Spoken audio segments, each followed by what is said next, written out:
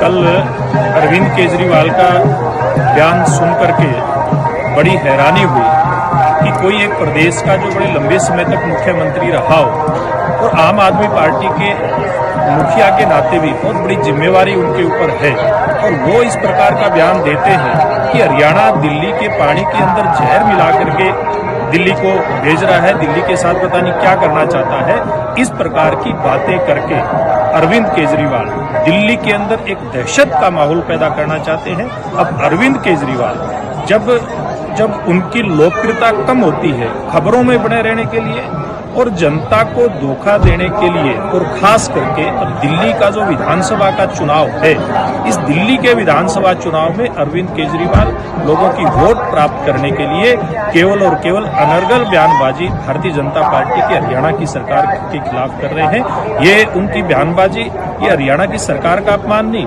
ये हरियाणा की 3.25 करोड़ जनता का अपमान केजरीवाल साहब कर रहे हैं।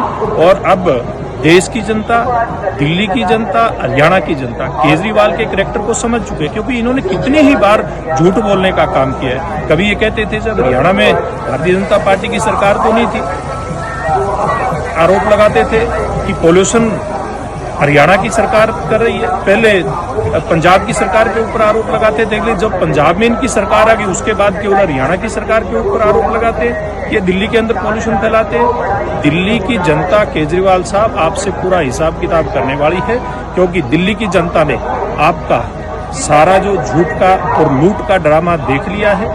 आपने एक बार नहीं अनेक बार दिल्ली की जनता से झूठ बोलने का काम किया है। आपने दिल्ली की जनता को कहा था, और मैं अपने बच्चों की सर पर हाथ रख करके कसम खाता हूं कि कांग्रेस के साथ नहीं जाऊंगा। आप कांग्रेस के साथ गए, एक बार नहीं आप कई बार साथ गए। आपने दिल्ली के अंदर उनके साथ मिलकर के सरकार बनाई।